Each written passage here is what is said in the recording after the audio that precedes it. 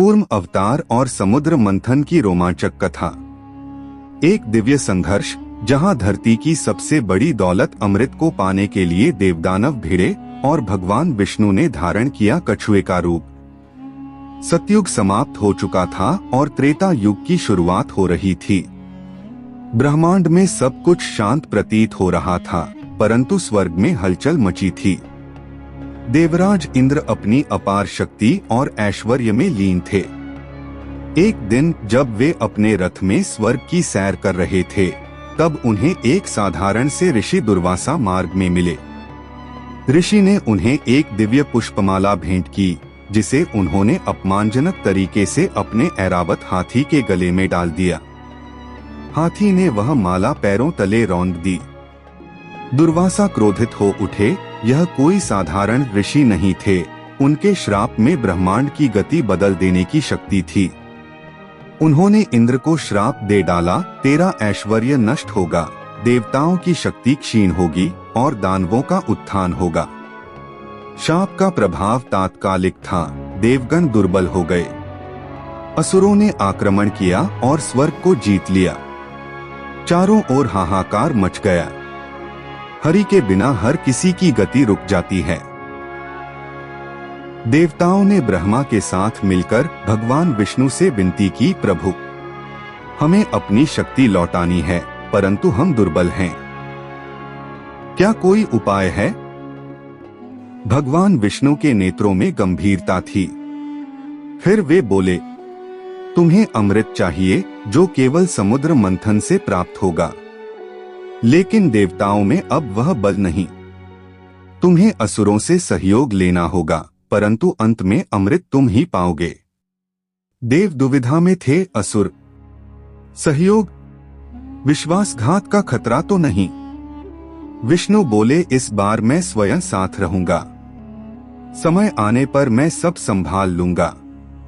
मंथन के लिए समुद्र चुना गया, क्षीर सागर। मंदराचल पर्वत को मथनी के रूप में और वासुकी नाग को मंथन की रस्सी बनाया गया। देवताओं ने असुरों से मिलकर वचन दिया, जो भी अमृत प्राप्त होगा वह हम सब में बराबर बांटा जाएगा। दानवों ने सशर्त स्वीकार कर लिया, हमें छल न करना। मंदराचल पर्वत को जैसे ही समुद्र में डाला गया, वह अपनी भारीता से डूबने लगा। देवदानव सभी घबरा उठे। अब क्या करें? यह संकट तो अकल्पनीय था। तभी समुद्र से एक कछुआ प्रकट हुआ, पर यह कोई सामान्य कछुआ नहीं था। यह था कूर्म अवतार, भगवान विष्णु का दूसरा रूप। विशालकाय कछुआ, जिसकी पीठ पर मंदराचल पर्वत को टिका दिया गया। एक बार फिर मंथन आरंभ हुआ। देवताओं ने पूंछ और असुरों ने मुख वाला भाग पकड़ लिया। जैसे ही मंथन आरंभ हुआ, वासुकी के मुख से जहर निकलने लगा। वह जहर इतना प्रबल था कि जल, वायु, आकाश सब विषैला हो गया। सबने भगवान शिव को पुकारा। शिव ने विषपान कर लिया और नीलकंठ कहलाए। उनका कंठ नीला पड़ गया, लेकिन उन्होंने संसार की रक्षा की। समुद्र से एक एक कर अद्भुत रत्न निकलने लगे। कामधेनु इच्छाएं पूर्ण करने वाली गौ माता, ऐरावत श्वेत विशालकाय हाथी, उच्चै श्रवा अद्वितीय घोड़ा, कौस्तुभ मणि जिसे भगवान विष्णु ने धारण किया, कल्पवृक्ष मनोकामनाओं को पूर्ण करने वाला वृक्ष, रंभा और अप्सराएं स्वर्ग की सुंदरतम नारियां, लक्ष्मी देवी धन और ऐश्वर्य की अधिष्ठात्री। जैसे ही लक्ष्मी प्रकट हुई, सारी दृष्टियां उन्हें निहारने लगी। उन्होंने भगवान विष्णु को वरमाला पहनाई, स्वर्ग में मंगल ध्वनि गूंजने लगी। अंत में प्रकट हुआ अमृत कलश।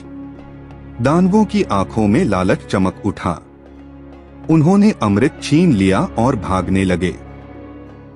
विष्णु ने चुपचाप रूप बदला, मोहिनी का। एक अत्यंत सुंदर स्त्री, जिसकी चाल, स्वर और रूप से देव भी मोहित हो जाएं। मोहिनी ने असुरों को बुद्धि से बांध लिया। मैं अमृत बांटूंगी, लेकिन जिस क्रम में चाहूं।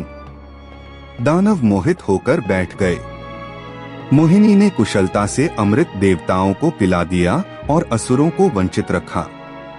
एक असुर स्वरभानु देवताओं के बीच छिपकर अमृत पी गया, लेकिन चंद्रमा और सूर्य ने पहचान लिया और विष्णु ने तुरंत सुदर्शन चक्र से उसका सिर धड़ से अलग कर दिया।